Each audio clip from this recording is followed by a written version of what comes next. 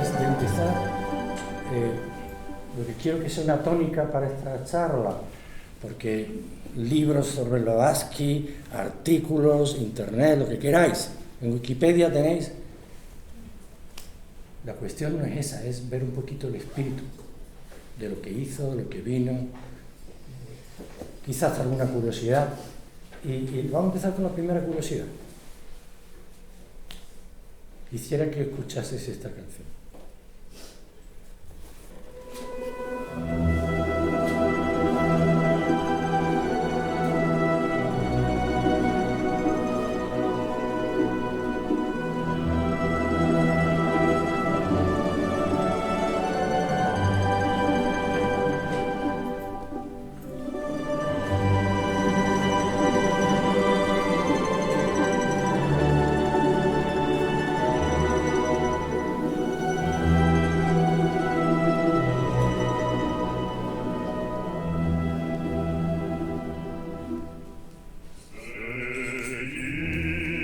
En medio del valle abierto, en las planicies de las alturas, crece y florece el alto roble de poderosa belleza. Extendiéndose el alto roble, solitario, estando enfrente de todos los ojos. Solitario está, muy solitario y pobre, como un guardián en su puesto. Saldrá el sol hermoso, ¿a quién albergar bajo mi sombra? Si llega el mal tiempo, ¿quién protegerá a todos? Ni el pino rizado, ni el sauce llorón crecen a mi lado. No hay arbustos verdes a mi alrededor. Oh, qué triste es crecer solitario para un árbol. Qué amargo es vivir sin amor para un valiente.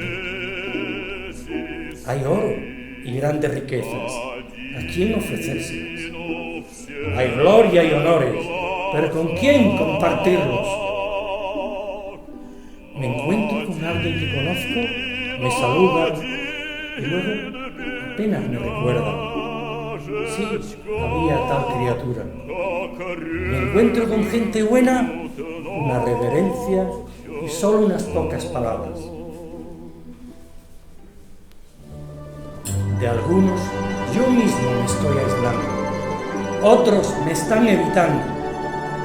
Todos son mis amigos, todos son mis compañeros, pero solo hasta que llegue un día lluvioso. ¿Dónde podrá descansar mi corazón cuando llegue la tormenta? Mi tierno amigo está durmiendo en la tierra húmeda y no vendrá al rescate. No tengo familia, mi descendencia no está aquí. Estoy en una tierra extranjera para mí. Llévese el oro, toda la riqueza y todos los honores. Yo no quiero nada. Regálenme una sola mirada de mi patria amada.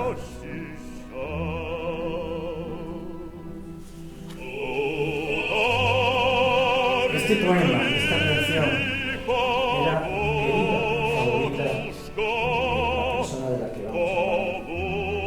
Y la he querido que la conocierais, porque en esa descripción de ese árbol solitario, fuerte, poderoso, pero que en realidad está solo, se estaba describiendo a sí mismo.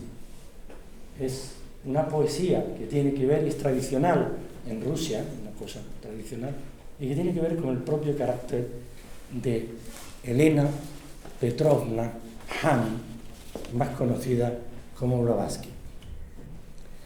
Pero antes incluso de entrar en el tema, como decía antes, yo no quiero que esta charla se dedique a dar datos biográficos, porque los tienen por ahí. Para mí, de los datos biográficos, cuando los leo, los que me interesan son algunos, porque hay algunos hechos que me impactan, algunas cosas que quiero recordar, pero ni las fechas me importan, ni ninguna otra cosa. Hablar de Blavatsky es hablar, y lo hacemos en esta ocasión, de una fiesta, el 8 de mayo, el día del loto blanco. Y tenemos que entender eso. Hace 3 días solamente. Bueno, en realidad, el loto blanco, el Wesak, que como se llama la fiesta, este año concretamente cae sobre el 23 de mayo, es el plenilunio. ¿Por qué es importante? Porque ella murió un 8 de mayo y es muy simbólico. Buda nació en un 8 de mayo, alcanzó la iluminación en un 8 de mayo y pasó al nirvana. Bueno, dicen algunos que no del todo, se quedó a la puerta, en otro 8 de mayo. ¿Por qué esa extraña fecha? ¿Qué tiene que ver? La organización, la UNESCO, reconoce esta fiesta de Wesak para todos los budistas del mundo como algo importante. La luna de mayo, ¿qué tiene su día? Pues muy sencillo, porque en esa fecha, si tenemos el sol ahí, y aquí tenemos la Tierra, la luna está a este lado, la vemos llena totalmente, y en ese momento están alineados sol, luna y tierra. Y el sol está pasando, en esa época del año, ahora en mayo, está pasando justamente señalando la constelación de Tauro. Y esa constelación, entre sus cuernos, están las 7 Pléyades. 7 estrellas de una gran importancia en la antigüedad. 7 estrellas de las que decía que en realidad eran 6 y una que estaba oculta. 7 estrellas, las Pléyades, que no sabemos si hay algo allí o no lo hay, eso no hay quien lo pueda saber aquí en la Tierra. Lo que sí sabemos es que desde el punto de vista óptico, o sea, si nosotros observamos el universo con un telescopio, pareciera que ese lugar que ocupan esas estrellas son el centro del universo. No es el centro, porque sabemos que nuestro universo no tiene un centro determinado, pero parece, ópticamente, da la ilusión de ser el centro. Y por tanto el centro, no solo físico, espiritual, de todo nuestro universo. Por tanto, ¿qué se celebra en esa fecha? La unión. Lo que se celebra en esa fecha es lo que une a lo que está más allá, que ni siquiera sabemos lo que es, que nos llega hasta nosotros a través del sol, del logo del sol, y alcanza a la humanidad finalmente, a los seres humanos. Eso es lo que se celebra, la unión. Y precisamente en esa fecha tan especial, también lo que se está celebrando es la fecha de Chenrezig, es una divinidad del Tíbet, o también Padmapani, como se le llama, o Avalokitesvara, como se le llama en la India. ¿Y qué es esta divinidad? Pues es el señor del loto. Esta es la fiesta del loto, que se llama, el señor del loto. ¿Y cuál es esa historia? Que ella misma, Madame Blavatsky, como a ella no le gustaba que le llamaran, no le llaméis Madame Blavatsky, es decir, eso de Madame que llega, HPV, eso le gustaba más. Luego diremos por qué. Pues en esa fecha tan específica, tan especial, que tiene relación con el señor del loto, con Padmapani, nos cuenta ella misma en uno de sus libros, La Doctrina Secreta, precisamente nos cuenta que Padmapani era un bodhisattva, o sea, uno que quería llegar a ser Buda a través del sacrificio, de los actos, y entonces él prometió, juró, que durante este kalpa, ¿sabéis qué un kalpa es? Bueno, yo no lo sé exactamente, pero es un periodo de tiempo tremendamente largo. Durante este kalpa él haría todos los esfuerzos posibles para que todo el mundo sintiera a ese señor del loto en su interior, que toda la humanidad, cada uno de nosotros, lo sintiera en su interior. Llegó el final del kalpa y la gente en su egoísmo no lo había entendido, no lo había captado. Y él prometió también que si no lo conseguía, su cabeza se rompería en miles de fragmentos. Claro, el señor del loto, Padmapani, son esos miles de fragmentos que hay en cada uno de nosotros, porque todos nosotros tenemos un pequeño loto en el interior. El loto sabéis perfectamente que es una planta que con su acción, su manera de ser, ejemplifica algo muy importante, el propio desarrollo del ser humano. Sabéis que hay un loto blanco de la India, que se utiliza en los países del este. También está el loto cerúleo, o el loto azul, que era el que se utilizaba en Egipto. son prácticamente iguales. Hay una pequeña diferencia que ahora contaré, pero en todo caso es una planta que toma sus raíces en la tierra, en el fango, y que luego asciende a través de la vida agua y aparece en la superficie mostrándose ante la energía prana del sol. Y en su interior contiene la semilla del loto. Si no coge donde está el semillero del loto, aparecen muchos pequeños lotitos. Es un tipo de planta que si no la pone bajo el microscopio, estas semillas, es muy curioso, porque en la semilla se ve el lotito. La semilla tiene una forma que ya anuncia el loto que va a ser. Como también los seres humanos somos como especie de guión de prueba o como proyecto de nosotros mismos, de lo que todavía no somos, que esperamos ser, pero está ahí dentro, está la semilla.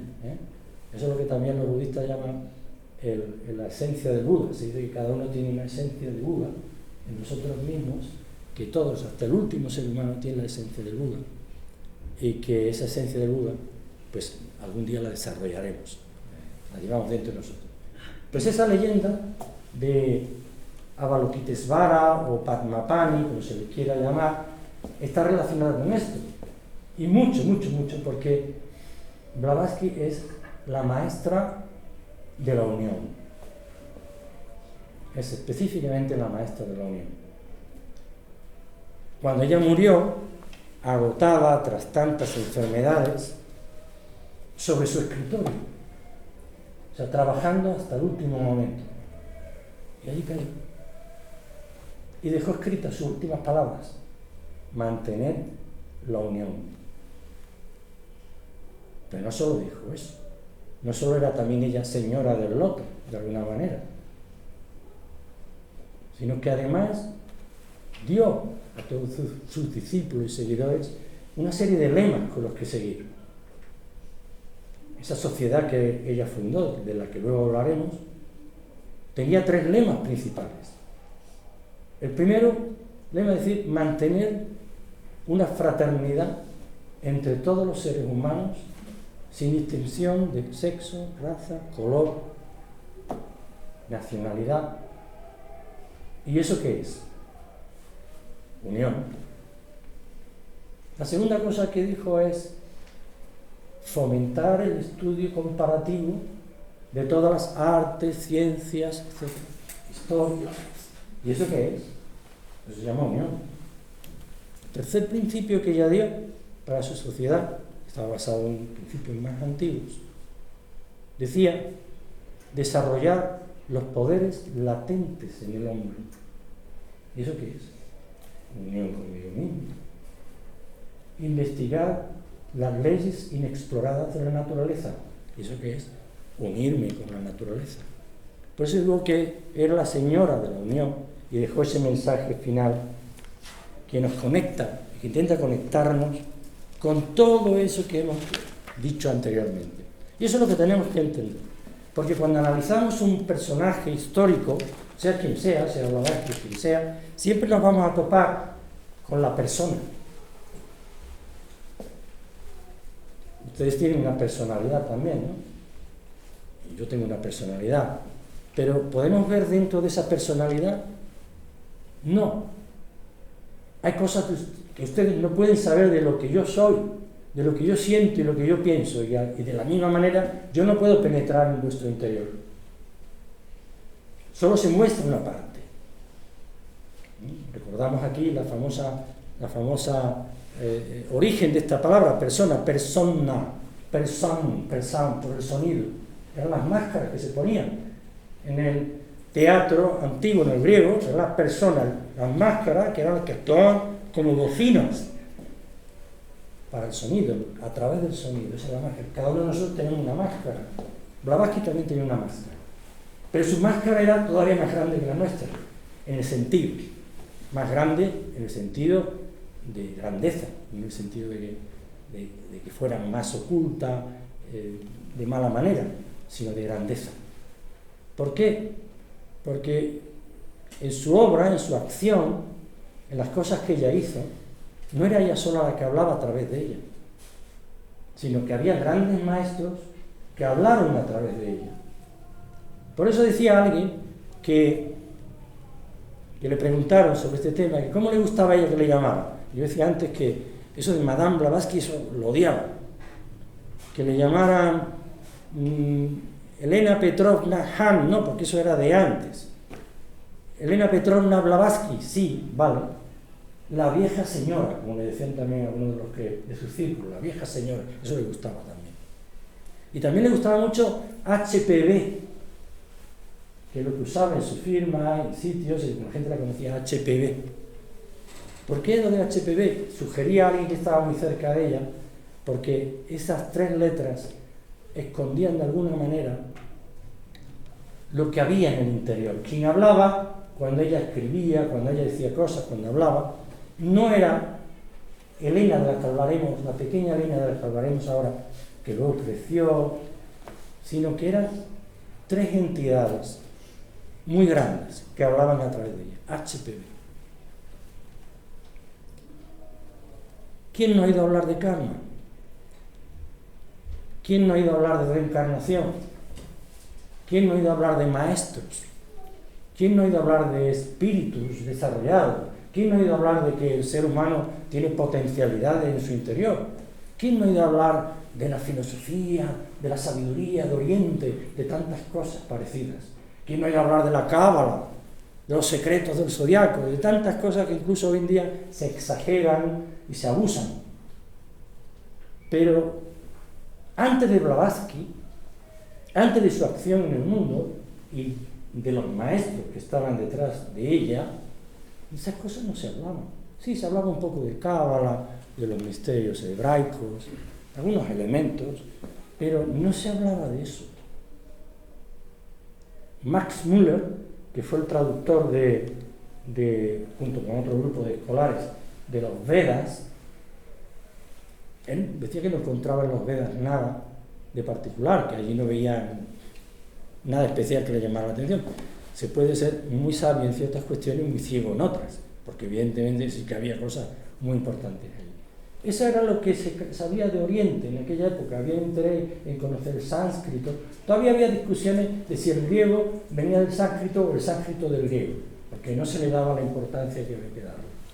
Pero en todo caso, esas cosas que hemos estado hablando ahora mismo, los misterios de Egipto, la magia, todos esos elementos que están muy confundidos hoy en día, pero ¿quién empezó a hablar de ellos?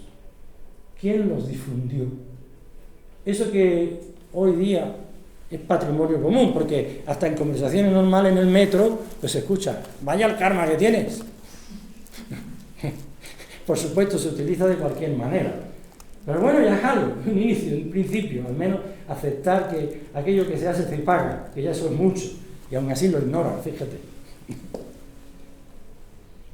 Todo eso y mucho más fue lo que Blavatsky trajo entre nosotros y nos acercó a ello. Eso que no sabemos de ella, eso que podríamos calificarlo como HPV, también se le llegó a llamar la esfinge. Ahí tenemos un retrato, justamente ese es el retrato de la esfinge. Ya tiene muchos retratos, pero este en particular. Y es verdad, porque se mira a sus ojos y hay algo detrás, algo inaprehensible, algo que va más allá de un simple retrato. Evidentemente es la esfinge, su personalidad. Yo quería comentar que todo el proceso de la creación, perdonad si a lo mejor voy un poco generalizando, pero es que siempre creo que hay que ir primero como las águilas, y luego como las tortugas. O sea, primero veamos las grandes cosas. Y una de las cosas que me gustaría ver es que toda la creación, todo lo que es el desarrollo de la creación, que son ustedes científicos, vale, Big Bang, ¿les gusta eso más? Pues nada, Big Bang.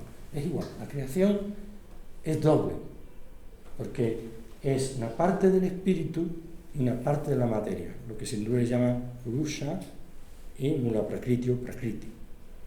Y esos dos elementos empiezan a evolucionar de tal manera que el espíritu va descendiendo, va tomando formas, vehículos en el mundo para manifestarse. Y la materia, de una materia informe, se va ordenando, va construyendo también, atraído por el magnetismo del otro, va construyendo formas cada vez más perfeccionadas, formas biológicas, minerales y otro tipo, vegetales. Finalmente esos dos caminos, el que viene de arriba y el otro que viene de abajo, se encuentran. Y llega un punto en que se está, lo que podríamos llamar el punto medio, en que hay tanto de arriba como de abajo. Bueno, ese punto medio es el ser humano.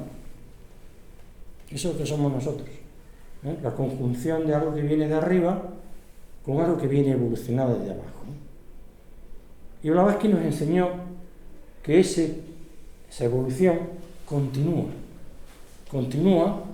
volviendo la materia a renovarse hacia abajo, a desmembrarse y renovarse, y volviendo el espíritu hacia arriba, hacia otros estadios del cual no tenemos ni idea. Bueno, pues eso, ese misterio que es el ser humano, es lo que nos ayuda a descubrir la gran maestra Blavatsky a través de su obra. Hay muchos libros escritos sobre todo ello, como decía, yo no voy a darle muchos datos biográficos. Hay uno que recomendaría, que mucha gente no lo conoce. En España se conoce mucho el libro escrito por Mario Rosso de Luna. Mario Rosso de Luna, que se titula algo así como Blavatsky, la mártir del siglo XIX, y es verdad. Pero hay uno que se conoce menos y es un libro muy idealista y que yo lo recomiendo. Se titula La verdadera H.P. Blavatsky por William Kinsland. H.P. Blavatsky por William Kinsland. Está publicada en español y lo pueden tener. De Mario Rosso de Luna quiero extraer el siguiente párrafo de su obra, de una obrita que escribió que se llamaba La Rebelde, dedicada a Blavatsky.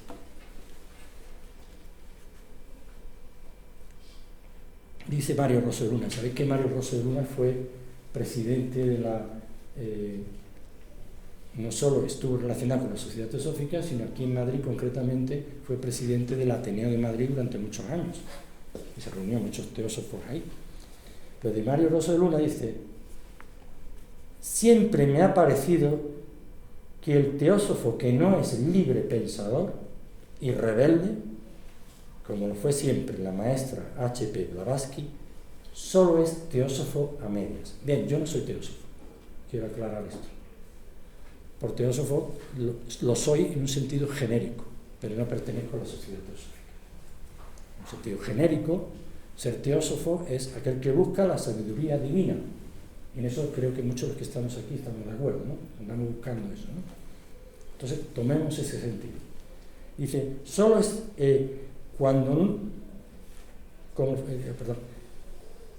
que el teósofo que no es libre pensador y rebelde, como lo fue siempre la maestra H.P. Blavatsky, solo es teósofo a medias, cuando no un hipócrita, más de los que a través de la historia han dado al traste, o volviendo exactamente del revés, las divinas enseñanzas de los grandes iniciados, Melquisedec, Rama, Krishna, Hermes, Orfeo, Buda, Apolonio, Jesús, Mahoma y tantos otros.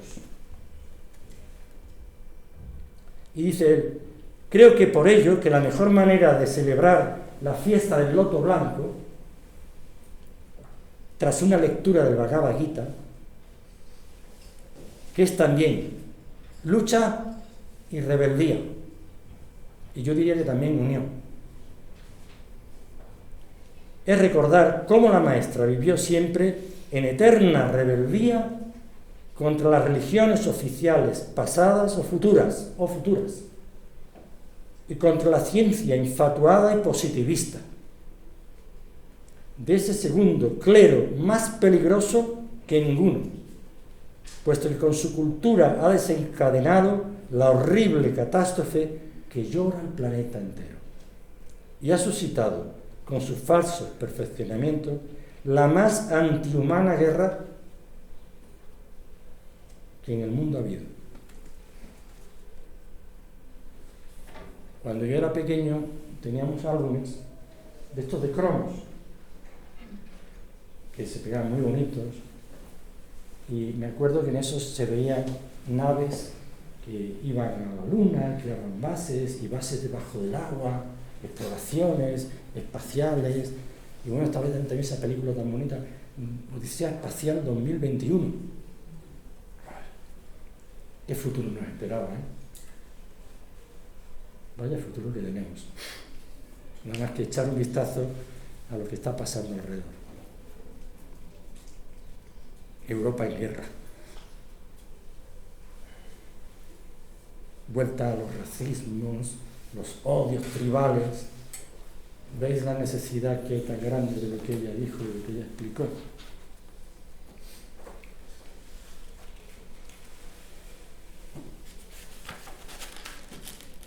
Bueno, vayamos un poco a hablar de los datos, algunos hay que dar, ¿no? Se dice que ella procede de una gran familia rusa, de Alto Abolengo. Yo el dato lo doy, porque estoy casi obligado.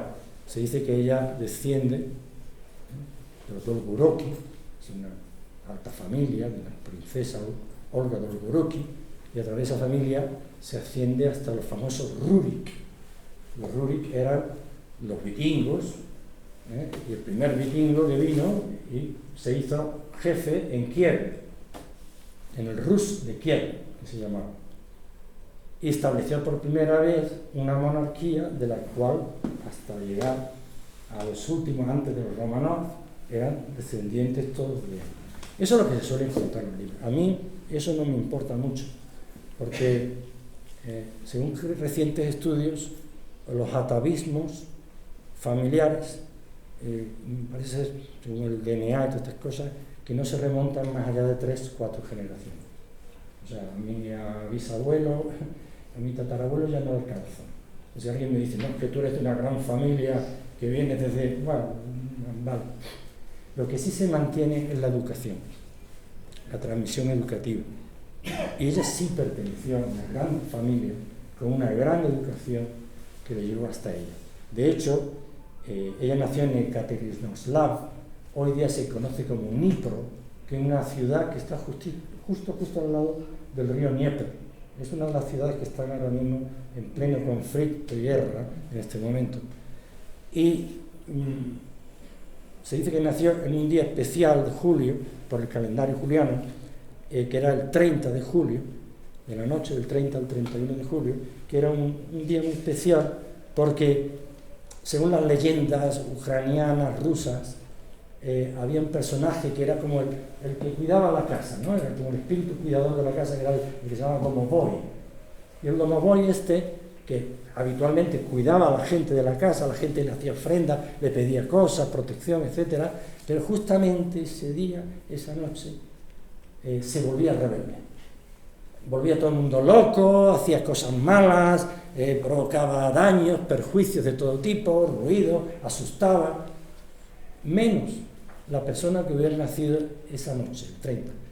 Pues justamente Blavatsky nació esa noche, y también se dice que el día que la bautizaron, porque ella siempre tuvo sus cosillas, aunque no quisiera, pues ese día el cura que estaban allí en la ceremonia del bautizo, pues un monaguillo, se quedó dormido, se le cayó la vela al ciriaco aquel que tenía y quemó la ropa de uno de los curas que estaban allí, y claro, ya empezó la gente del pueblo a largar.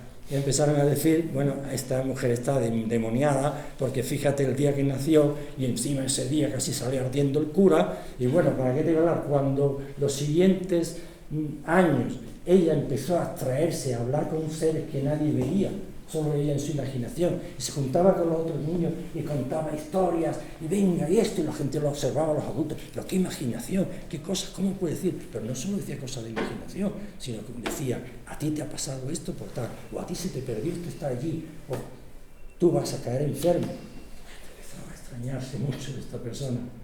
Y cuando un día montaba a caballo, y se cayó del caballo, y se quedó cogida por el estribo del caballo, imaginaros, muerte seguro, pero alguna mano invisible pues la sujetaba en el aire, y gracias a eso, es decir, muchos de estos hechos que ocurren en su vida, aparece una mano invisible que la ayuda, que la protege desde que era siempre pequeña.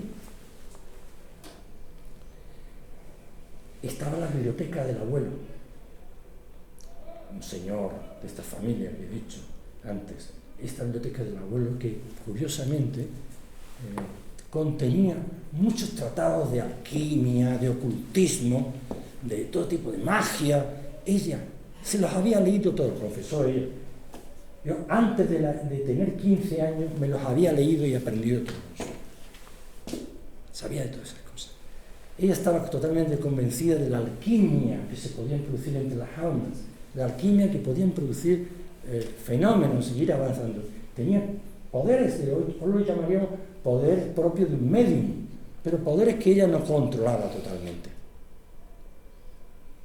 Y es en esa época cuando decide casarse, pero por un arrebato de frustración por la familia, la quería controlar, la quería casar con quien ellos querían, pero había un tal señor Nicéforo Blavatsky, de ahí le viene el nombre, y este Nicéforo Blavatsky era un señor muy mayor, ¿no? Tenía más de 40 años de diferencia, pero que sí estaba interesado en los temas ocultistas, los temas esotéricos, y creyó ella ver en este hombre un hombre apacible, un hombre que podían compartir una vida santa y casta, pero casados.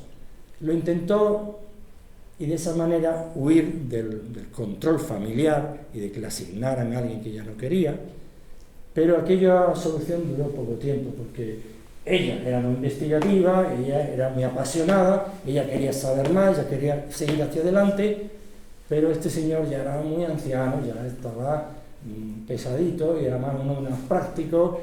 Bueno, tranquilízate, mejor quédate aquí en casa. Y ella dijo que no, me voy. Y es cuando huye, empieza un periodo en su vida que resumirlo sería prácticamente imposible. Además hay muchos cuentos, muchas hipótesis. Básicamente lo que sabemos es que pudo haber estado en Tíbet una primera vez, porque estuvo hasta 3 veces, que visitó América del Sur, que estuvo en el Perú, que estuvo entre los mayas, que estuvo estudiando el vudú entre los que están en Nueva Orleans, que estuvo estudiando de los indios americanos, que luego se movió al Medio Oriente, que estuvo en Egipto, también estuvo como 2 veces en Egipto, una primera vez que estuvo en Egipto. Allí conoció a un tal Paulos Metamón, luego comentaré un poco, que probablemente no era quien pensamos. Bueno, supuestamente un señor muy culto, copto, que le enseñó cosas, y también hubo quien le enseñó a hipnotizar las serpientes. ¿Qué estaba haciendo Blavatsky con todo esto? ¿Qué estaba buscando? Estaba buscando todo, porque estaba en su periodo de aprender, investigar, probarse, ver hasta qué era capaz. Alguna vez la tuvieron que sacar de algún que otro libro. Cuando, por ejemplo, estuvo en Nueva Orleans, y aquello del vudú estaba, pero de muy magia negra, muy negro el asunto. Y tuvieron que venir a rescatarlo. Es un periodo del que no sabemos mucho. Y ella misma lo dice, que en sus escritos comentó que es un periodo en blanco, del cual no quiero que nadie hable, y yo misma me he encargado de borrar las huellas o cambiar los nombres. Efectivamente, todo lo que sabemos son por deducciones, porque ella cambió todo el nombre, los sitios donde estuvo, quién había sido la persona con la que se encontró, las cosas que hizo, está todo eso alterado. Por tanto, ella realmente, cuando aparece, vamos a decir, a la vida pública, realmente, es cuando después de su segundo viaje a Egipto, es cuando se le ordena, se le da la orden, por esos maestros que tenía, ahora hablaré de ello un poco, de que se dirija a París y que luego se dirija a Montmartre, al puerto, porque va a partir un barco que se dirige a Nueva York, se dirige a Estados Unidos. Para mí, hay cosas en la biografía de Blavatsky, eso que os comentaba antes, de que a mí eso de saberme todas las fechas, saberme todas las cosas que pasó, las cosas que a mí me impactan. Ella es una señora de alcurnia, criada muy bien, gente regambre noble, acostumbrada a ciertas finezas. Y cuando está allí, justamente para salir para Nueva York, ella va y compra un pasaje para ese barco, que me imagino que costaría un buen dinero. Era el último dinero que le quedaba, no tenía más. Ese dinero compra el pasaje para emprender la travesía, y cuando está allí en el puerto ve a una señora con su hijo llorando tristemente, y se acerca a preguntarle qué le pasa, por qué, qué le pasa, está enfermo, le ocurre algo. Entonces está de cuenta que no le había alcanzado el dinero para coger ese barco y poder llegar hasta Nueva York, donde esperaba su familia. Claro, los emigrantes de aquella época se pueden imaginar cómo viajaban, no los que iban en el camarote de lujo, como el billete que tenía Blavatsky, sino el de la pobre gente que iba hacia allí, y iba metido ahí en las bodegas, entre vómitos y de todo tipo de cosas, y muy mal, muy mal. Pues ella, ni corta ni perezosa, fue a la compañía y dijo: oiga, este billetito que tengo aquí, me lo parto usted en dos, que nos vamos todos allá abajo a la Argentina. Es decir, toda una señora de la alcurnia, ahí en lo peorcito que podía haber, ahí metiendo hacia un viaje de semanas. Para mí eso es lo que cuenta, esas cosas son lo que cuentan. Me pueden contar otras cosas, pero eso es lo que cuenta para mí. Esa capacidad increíble de sacrificio que tuvo hasta el último momento y en cada instante. Eso ocurre en el año 1873. Y según cierta tradición, que ella puso en su escrito, que hemos recibido, en el último cuarto de cada siglo hay un intento especial por parte de la jerarquía, de los grandes maestros, para despertar a la humanidad. Pequeño destello, ¿no?, que nos impulsa. Y claro, estábamos llegando justo a esa época. Entonces, justamente en el año 1973 viaja a Nueva York, se establece allí. No le voy a contar todos los detalles de cómo buscó piso, empezó a trabajar de costurera al principio. Bueno, se pueden imaginar de todo. Lo importante es entender que se estaba preparando para ello. Sus maestros lo habían enviado allí para prepararse a dar un impulso importante, pero a través de muchas pruebas que tenía que pasar. Allí es donde conoce a Henry Steele Olcott, un coronel ya retirado del ejército americano, que había sido condecorado y todo en la guerra civil de Estados Unidos por el servicio que había prestado a la patria. Él no fue combatiente pegando tiros, sino que él se encargaba de la intendencia, la organización y toda esa serie de cuestiones, pero lo hizo tan bien y ayudó también al ejército que le condecoraron, etc. Estaba muy reconocido. Bueno, pues este Henry Steele Olcott se encuentra con Blavatsky casualmente, nada casual, en una casa, la casa de los Eddy. Los Eddy en aquella época eran famosos. Tienen ustedes que saber que esa época lo que estaba de moda, la moda, ¿no?, como hoy puede ser cualquier otra cosa que esté también de moda, ¿no? Pues es la moda de la época, era el espiritismo. Ese era lo que estaba de moda, aquello de ponerse. Sugería que al final de esta charla podíamos apagar la luz y ponernos todo alrededor y poner así para filmar libros o alguna cosa. Pues sí, el espiritismo, que era lo que estaba de moda en esa época, era la tendencia. Blavatsky explicó que eso había sido en realidad una acción de los maestros. Habían alentado en principio la aparición del movimiento espiritista. ¿Por qué? Por el gran materialismo que existía. Es decir, desde la época del Renacimiento, con esos grandes cambios que había habido en el concepto humano, en el arte y en tantas cosas, cuando llega este momento en la historia, lo que había predominado era la ciencia materialista, fría, seca, matadora del alma. La gente ya no creía en nada. Los que de abajo, por la miseria, el sufrimiento de esa edad preindustrial en que los trabajadores pues trabajaban 14, 16 horas sin derechos de ninguna clase, niños con 6, 7 y 8 años ahí en Liverpool. Esa tendencia de lo que ahí había, esa forma de ese materialismo tan seco y tan bestial, había además esterilizado las almas de la gente ilustrada, la gente que estudiaba, que sacaba un título, que eran filósofos o que eran escritores. Y eso es lo que existía en ese momento en el mundo. Entonces, hacía falta dar un pequeño tirón, abrir una posibilidad en las almas humanas. Y esa posibilidad fue el espiritismo. Porque de repente había gente que se decía que se podían comunicar con los muertos. Ah, pero que hay, sí, pero que hay gente que te habla, que no sé qué, que te dan mensajes. Y de repente aquello creó una curiosidad, una ola, se empezó a escribir de todo eso. Fue una cosa positiva en inicio, porque abrió de repente una vía a la espiritualidad, al ser humano, y no dejar que solo la ciencia acabara matando el último residuo de esperanza en todas las almas. Desgraciadamente, como todo, yo estaba comentando con alguien hace un momento, todo nace, crece y muere. No solo nosotros, todo.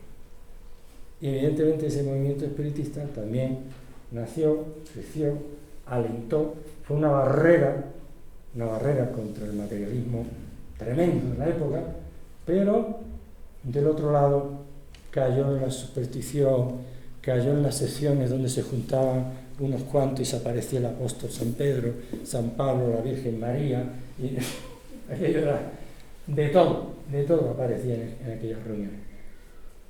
Y claro, se empezaron a descubrir casos de gente que en realidad engañaba, y gente que hacía como que se aparecía y vestida así como si fuera un muerto que acababa de salir de la tumba, y luego resulta que salía detrás de una trampilla que había ahí. Y bueno, aquello se fue desacreditando, aunque había casos verdaderos, pero se fue desacreditando, y aquí tenemos unos fenómenos reales que ocurrieron en una granja, que se llamaba la granja de los Eddy, no sé si era Minnesota, no recuerdo bien el sitio. Y ahí apareció este Henry Steele Olcott, que era entonces periodista, trabajaba también con artículos para ciertos periódicos, apareció allí para entrevistar, para ver qué era esto, los fenómenos que estaban ocurriendo en esta granja, que eran extraordinarios. Y allí estaba Daniel Blavatsky. Y allí, pues uno y otro, ¿qué te parece? Y esto, y mira, fíjate, y para arriba, conversaciones, y de ahí surge una buena amistad, una sólida amistad. Luego nos enteramos posteriormente por la propia Blavatsky que si bien era cierto que estos medios habían hecho fenómenos auténticos, la mayor parte de los fenómenos eran falsos, porque el dinero les atrajo en exceso.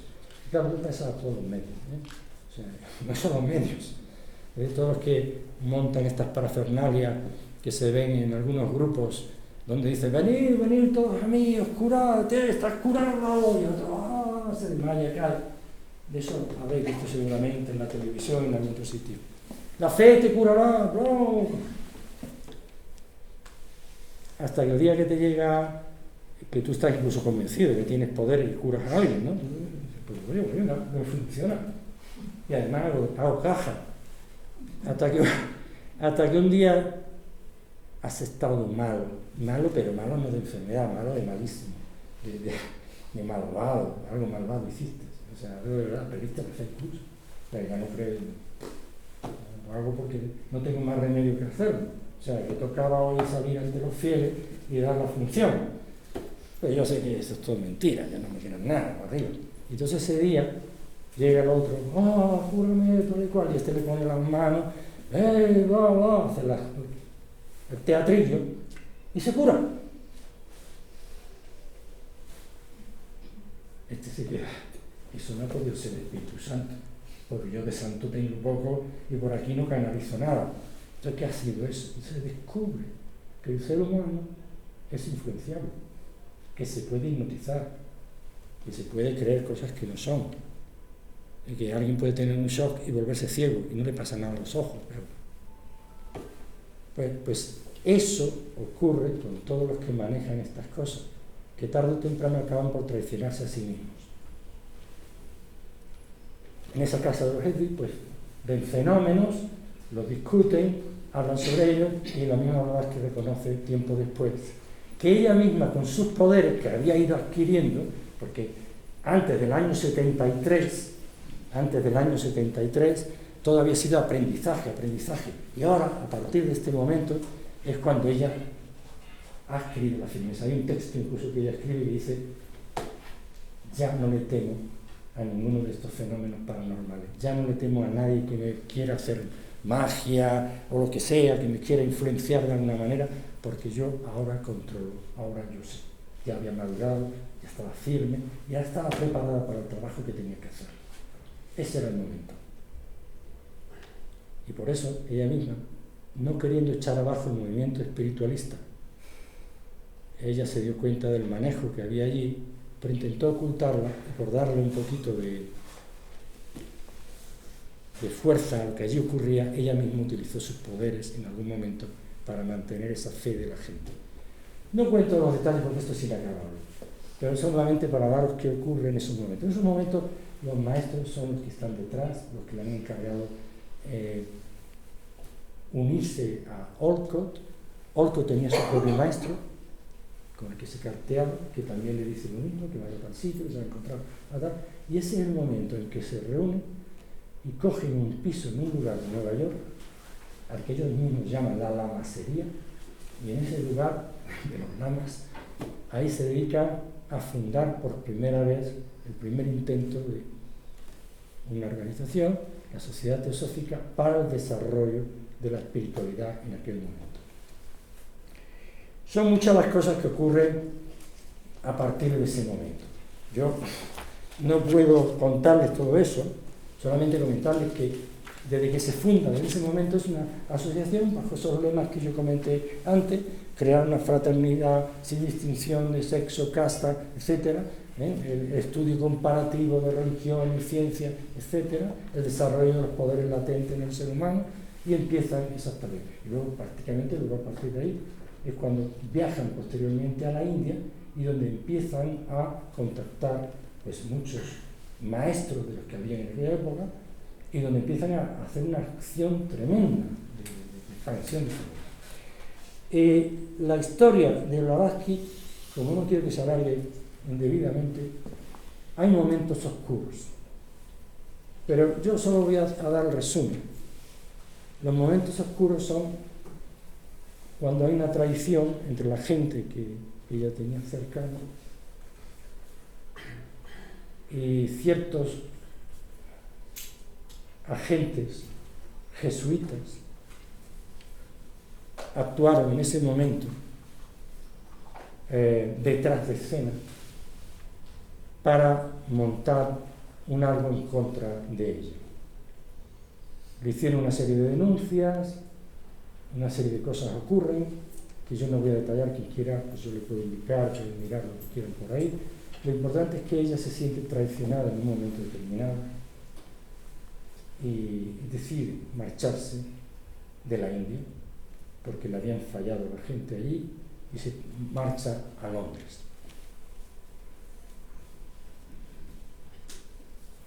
¿Qué había pasado? Formaba parte de las pruebas que ella tenía que pasar, probablemente.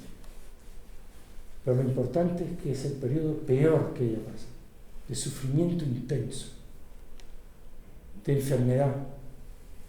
Varias veces estuvo a punto de morir, hasta 3 veces al menos. Y varias veces tuvieron que venir los maestros a curarla y a evitar que muriese y a permitir que siguiera con su trabajo. Cuando se traslada a Londres de nuevo para dar su último impulso a lo que sería ya la Sociedad Teosófica de finales del siglo XIX, principios del siglo XX, cuando se traslada allí, hay un momento casi de ruptura con la Sociedad Teosófica, porque esa Sociedad Teosófica que le había traicionado a ella, llegó un momento que puso en duda la existencia de los maestros, puso en duda que hubiese alguien detrás de Blavatsky, y en un momento determinado ella dijo: ni hablar, quedáis ahí con vuestra Sociedad Teosófica, yo a los maestros no voy a renunciar nunca a ellos. Cuando se puso las cosas muy tirantes es cuando finalmente la gente de la Teosófica, los que eran entonces secretarios generales, presidentes, etc., aceptaron que ella pudiera llevar un pequeño grupo de enseñanza privada, esotérica, que eran las que iba a preparar ella para el siglo XX y para el futuro. Y es el inicio de la llamada escuela esotérica, de la sociedad teosófica, que él estaba solo bajo su mandato. No tiene nada que ver con el resto de los seres, solo bajo su mandato.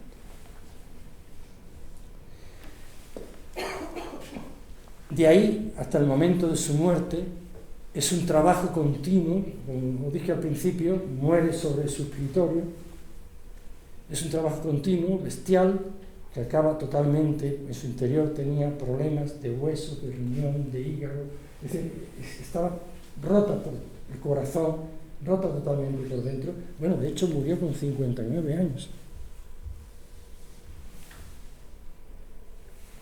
Prácticamente joven, pero rota, absolutamente rota, y lo tuvieron que ayudar varias veces para que no muriese en aquel momento. Yo, para terminar, me gustaría, aparte de dejarles que si quieren hacer preguntas y eso, que yo creo que puede ser interesante, comentar un poco sus libros, sus mensajes, sus libros. Lo primero, le voy a hacer comentarios breves de cada uno de ellos, de los más importantes. El primer libro importante se llamaba Isis Simbel. Isis Simbel. Ella escribió, este ha sido el primer tiro que dio la jerarquía. Ha sido el primer balazo que dio para despertar conciencias. El Isis Simbel. Y en Isis Simbel intentó desenmascarar la arrogancia de la ciencia, de las iglesias, e incluso hasta de los masones. En ese libro llegó a publicar hasta los 20 y tantos códigos secretos de los masones, como diciéndole, ¿de qué estáis hablando y que tenéis secretos? Si yo los tengo todos, aquí está. O sea, lo dejó rascados. Ella defiende la idea de lo que se llama la priscateología, es decir, la teología que habla de una sabiduría perenne, sin tiempo, que está más allá del tiempo, y que esa es la que hay que ir a buscar. Ahí nos lo empieza a mostrar precisamente. En ese libro habla del hermetismo, habla del cristianismo esotérico, es decir, también la forma de entender el cristianismo de otra manera. Reflejó mucho de las ideas contradictorias del darwinismo de la época, que estaba predominando, estaba empezando a predominar. Saben ustedes que creó una polémica con aquello. Blavatsky era fundamentalmente evolucionista, o sea, ella creía en la evolución. Lo que no creía era en la evolución darwiniana. La evolución darwiniana, lo voy a decir de una manera muy tosca, lo voy a decir muy toscamente, ¿vale? Pero para que lo entendamos, la evolución darwiniana básicamente lo que decía es que unas razas, pues bueno, superan a otras, y decía el cuento aquel, a mí me lo contaron, aquello de que las jirafas tienen el cuello largo porque para alimentarse de los frutos de los árboles, ¿no? Le preguntaba, oiga, y hasta que conseguían estirar el cuello, ¿de qué comían? Eran las estupideces de la época, Es decir, esa idea de que el desarrollo de las especies es o bien algo meramente fortuito, es decir, no tenía dirección alguna, cosa que no se puede creer hoy en día. O bien la evolución estaba dirigida de alguna manera. ¿Saben ustedes esa teoría que existe hoy en día, moderna, relativamente hace poco, que estudia el Big Bang y todas esas historias, y dice que en el principio del Big Bang hay unas reglas matemáticas, esas reglas matemáticas son muy ajustadas, muy precisas, de manera que si uno cambia ligeramente alguno de los parámetros de ese Big Bang, o sea, nada, 0,0 de no sé qué, la humanidad y la vida no existiría.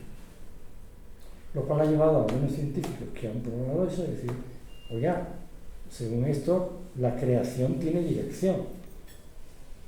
Bastaba con que hubiera habido un ligero cambio de parámetro y no habría vida ni habría seres humanos. Entonces parece como que la creación llevaba ya una idea, ¿no?, de cómo tenía que ser. Bueno, En ese libro, en Misa sin velo, trata una serie de temas, yo he recogido algunos.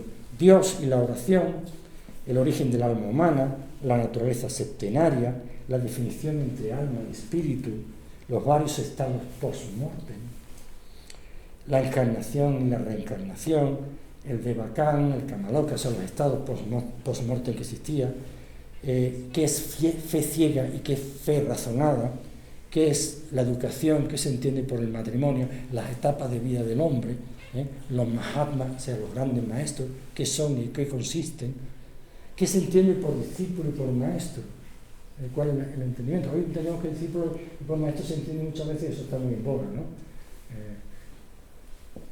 Están lo que se llaman hoy en día los Mahatmas o maestros ascendidos, que yo no sé muy bien lo que son. Si alguien me lo explica una vez me enteraré. Pero bueno, esa idea, esa locura por los maestros.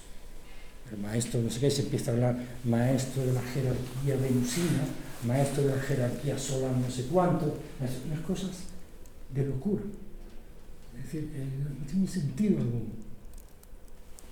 Y toda esa serie de gente que andan detrás de eso, esperando que les sea revelado el gran secreto, que sean iniciados en algo, que pasen a ser cercanos al gran maestro.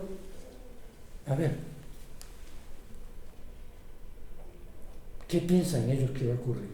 Es decir, que tú te conviertes en un ser maravilloso, ¿no? ¿Y qué haces una vez que llegas a ser maravilloso? O sea, te miras todos los días en el espejo ahí irradiando, ¿no? Como esos angelitos que se ven en algunos cuadros, ¿sí? Revoloteando. Y así millones de años, supongo, ¿no? Luego te cansarás de revolotear, y bueno, en un momento. O sea, ¿qué es eso? Y ahí se acabó la historia. Eso no es la idea de Blavatsky. Blavatsky, cuando habla de maestros y discípulos, ella habla de otra cosa. Ella habla del viejo concepto del bodhisattva. Aquel que se propone que ese pequeño Buda que tenemos todos dentro crezca y un día llegue a ser iluminado, un Buda, tío. Pero que para llegar allí yo me ofrezco ahora a servir a la humanidad, a llegar antes que yo allí. Es el gran ideal del bodhisattva, del sacrificado, el mismo que Blavatsky pregonaba. Por tanto, el discípulo es aquel que conecta con el maestro y dice: maestro, enséñame cómo te puedo ayudar. ¿Qué quieres que yo haga?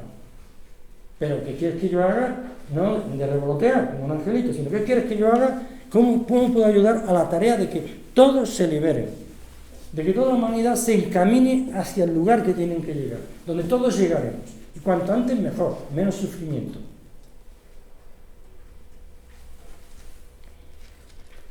Bueno, un libro que nos viene muy bien, La voz del silencio. La voz del silencio. Una maravilla. Sí, sabéis que es el libro de las páginas de los preceptos del libro de oro. Se dicen que es. Y esta La voz del silencio, yo solamente voy a comentar un detalle. Esto del camino del ser discípulo. Etapa por etapa, etapa por etapa. Pero llega un momento que ahí justamente esta doctrina del Bodhisattva aparece ahí, en que dice algo así como, no sé de memoria, pero se dice que en llegado a un punto determinado de evolución, no deberé dejar caer una sola lágrima de dolor en mi corazón sin que yo la limpie en los ojos del que sufre. Eso es puro doctrina bodhisáttvica. Eso es pura doctrina de renunciación. Es decir, primero sí, dejaré que caigan esas lágrimas del dolor que me hagan daño en el corazón. Que yo vea a esa persona muriéndose de hambre, o no solo muriéndose de hambre, simplemente desorientado, o cualquier cosa que estoy viendo que está destruyendo su vida, que está destruyendo la vida de otros, y yo ese dolor que siento, decir, ¿y esto cómo lo puedo arreglar? ¿Qué puedo yo hacer? Y que esto te siga doliendo, que te siga doliendo, que no lo limpies, no quieres hablar de él, déjala que te duela como si fueran gotas de hierro ardiendo. Y tú busques la manera, ¿qué puedo yo hacer para que eso no suceda? ¿Qué puedo yo hacer? Eso es lo que básicamente nos cuenta la voz del silencio, porque es la voz de dentro que te dice que hagas eso. El libro de los preceptos de oro. ¿Sabéis que este libro, el Panchen Lama, o Tashi Lama, que era el verdadero lama del Tíbet, o sea, el verdadero, el que sabía de verdad las cosas, no el Dalai Lama? Siento decirlo, pero el Dalai Lama en recientes declaraciones dijo: yo soy marxista, lo dijo así, en televisión, yo soy marxista. Y digo, vale, pues bueno. ¿Sí? No, yo digo el otro, que era, porque el Dalai Lama era el gerente del Tíbet, vamos a llamarlo así, el director general del Tíbet, político, etcétera, etcétera. Sí, Lama, pero político. Lama no significa que tengas que ser especial, político. Obispo, político, eso lo entendéis mejor, ¿verdad? Lo mismo. Pues en el caso del Panchen Lama, el Panchen Lama, que estaba en Shigatse, cerca, en el Tashi Lama, también se le llamaba, en el Tashi Lumpo, era el monasterio, era la verdadera esencia, el verdadero corazón de la sabiduría del antiguo Tíbet. Y cercano a ese Tashi Lumpo estaba la vieja cabaña, el viejo templito, donde los maestros de Blavatsky, donde ella estuvo allí también, la recibieron. Pues bien, el último, Panchen Lama, fue uno que estaba vivo cuando estaba todavía viva Blavatsky, siguió más adelante, con un nombre muy raro que lo tendré que apuntar por algún lado. Lo que es interesante es que ese lama fue el último Panchen Lama. Después de eso llegó el régimen comunista, arrasó con todo lo que había allí, todo Tashi Lumpo se lo rompió, no dejó nada. Luego lo intentaron reconstruir, luego los chinos nombraron a otro Panchen Lama, porque sí, porque el Partido Comunista dijo que este iba a ser, y bueno, ya se rompió la cadena de alguna manera. Bueno, pues este último Panchen Lama, hombre que visitó un famoso viajero y explorador del siglo XX, de principios del siglo XX y finales del siglo XIX, Hesbin, era alemán, que llegó allí y publicó muchos libros de geografía y descripción, y tiene fotos de este lama. Pues lo califica de un gran hombre. Y su secretario escribió en su nombre una carta que existe por ahí, se puede ver, está publicada, escrita en tibetano, agradeciendo el trabajo de Blavatsky y diciendo que ellos reconocían en La Voz del Silencio un antiguo y verdadero escrito budista aferrado a la tradición. Pues claro, hay gente que decía, bueno, esto se lo sacó Blavatsky de la cabeza. No. Todo lo que está ahí, cualquiera que le guste estas cosas y estudie un poquito La Voz del Silencio, y si sabe las doctrinas antiguas, las mire, las busca, va a encontrar que la doctrina que hay ahí es profunda. Eso no lo ha sacado alguien de una imaginación loca, sino algo que está muy pensado. Y de hecho se escribió, ella lo dijo, que con la idea, ella lo escribió con la idea, no de que llegara al gran público, sino con la idea de que quizás le sea de provecho a algunos de los que entonces estaban cercanos, que quizás les sea provecho. Ese es un libro que encierra mucho más de lo que podamos pensar. Yo os lo aconsejo, que hay que leerlo con el espíritu muy abierto y con mucha humildad, intentar de leerlo. Bueno, luego, como no, tengo que hablar de la doctrina secreta. Es curioso que hablemos de la doctrina secreta, ya que es secreta, pero bueno, que hablar. Bueno, voy a leer un trocito que escribió HPB. Hay un sendero escarpado y espinoso, rodeado de toda clase de peligros, pero con todo es un sendero que conduce al corazón del universo. Puedo deciros cómo encontrar a aquellos que os mostrarán la puerta secreta que solo conduce hacia adelante y se cierra detrás firmemente del neófito. Para siempre.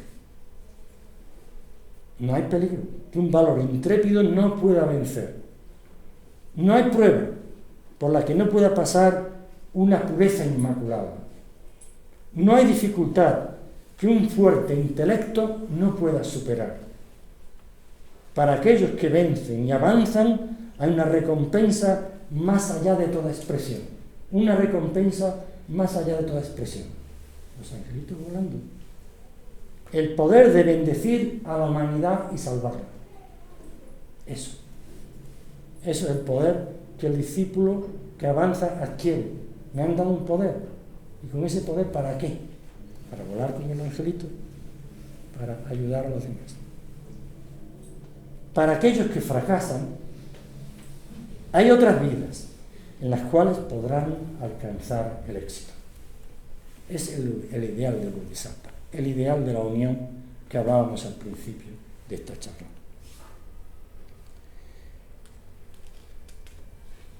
Ese libro, voy a dar un solo detalle, lo miré esta mañana por curiosidad, lo tenía pero nunca lo había mirado a fondo, el detalle.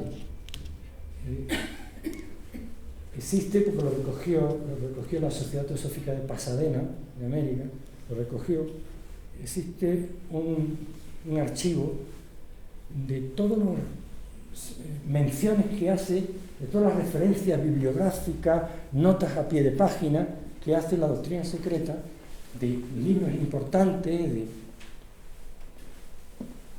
Digo, espérate, vamos a ver, lo hice justo esta mañana. ¿Cuántas páginas tiene esto? Porque estaba en formato HTML, en formato de la web, una página web. Espera, lo voy a convertir en PDF y voy a ver cuántas páginas tiene esto. Hay dos archivos. Uno tiene 668 páginas, el otro 370 y tantas. O sea, que estamos hablando de 1000 y pico páginas. 1000 y pico de páginas en formato A4. ¿Y qué es eso? Son todas las referencias bibliográficas que hace HPB y la doctrina secreta. Es una de las cosas cuando yo era joven y empecé a leer a Blavatsky, lo que más me impresionó, digo, ¿pero de dónde ha sacado todo esto? Pues esto no hay mente humana que lo pueda manejar. Oiga, que yo soy médico y soy científico y quiero decir, a mí la ciencia no es ningún problema, entender las matemáticas o lo que sea. ¿Esto cómo se puede entender? 1200 páginas de referencias. Cuando se sabe por todos los testigos que ella viajaba con 20 librillos que ella tenía. Entre ella, pues, por ejemplo, el Bhagavad Gita, un libro más esencial. El Kempis, que también lo llevaba. ¿De dónde sacó toda esa información? Los que la veían escribir, veían que ella hacía así, y a veces se quedaba mirando, no puedo concentrarme. Y intentaba escribir, no, rompía el papel y otra vez intentaba concentrarse, hasta que finalmente veía algo y entonces copiaba. Le dictaban, copiaban.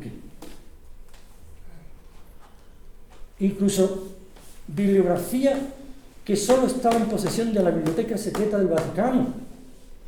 Tal fue el escándalo cuando se publicó la Doctrina Secreta. Y dije, oiga, pero este libro no es secreto, no estaba ahí secreto en la Biblioteca del Vaticano. ¿Cómo es que? ¡Wow! Cogieron al bibliotecario y lo echaron.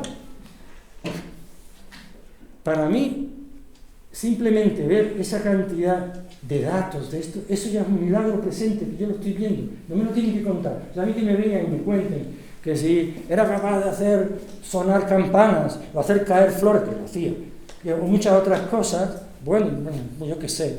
Hoy día la prestidigitación puede conseguir muchas cosas. La ilusión, saben que ustedes que la hipnosis puede conseguir hacer creer muchas cosas a la gente.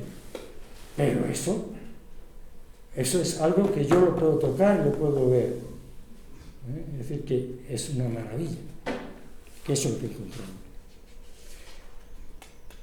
Hoy día, incluso en el Instituto Tecnológico de Massachusetts, nos cuenta Sylvia Cranston, en el libro que publicó, que es un libro así de grande sobre la biografía de Blavatsky, que por cierto, una compañera entre nosotros la está traduciendo en estos momentos. Espero que esté pronto publicado, porque les ayudaría mucho a estudiar y ver muchas cosas que ocurren en la vida de ella. Pues esos libros nos cuenta esta mujer, Sylvia Cranston, que incluso en el Instituto Tecnológico de Massachusetts se juntaban hasta hace unos años la gente que está estudiando allí física, química, etcétera, para discutir, y física atómica sobre todo, para discutir elementos que estaban en la doctrina secreta con cosas. Yo les digo como médico, que es lo que yo sé. Pues como medicina me está dando, por ejemplo, elementos de embriología que yo se lo puedo decir a más de un compañero y leérselo y decir, what, al topic, ¿qué dice usted? Y no se entera. Y son cosas ciertas que yo sé. ¿Cómo se adelantó esa época en tantas cosas? Imposible, a menos que había algo más allá que era eso. Bueno, yo voy a dejarlo por aquí porque no quiero hacerme pesado y porque prefiero que, si ustedes quieren, pregunten aquella parte que más les interese o que tengan dudas de algún tipo. Pero no quiero olvidar esas últimas palabras que ella dejó escritas sobre su escritorio cuando muere: mantener la unión. Algunos dijeron, ¿qué quiere decir esto, mantener la unión? Pero dije, no, que entre nosotros, los teósofos, estemos todos unidos y todas estas cosas. No era eso. Porque mantener la unión, la importante unión que hay que mantener es esta, que va hasta el mismo centro, hasta el mismo corazón del universo, hasta que va más allá del ser humano, porque esa es la cadena, esa es la unión que hay que mantener. La otra es la de los compañeros, los amigos, el club de fútbol, o lo que queráis, o el ejército. Pero esta es la unión que hay que mantener, y que yo quisiera que con esta charla, si les he podido un poquito ayudar a eso, pues que sea bienvenido. Muchas gracias por vuestra atención.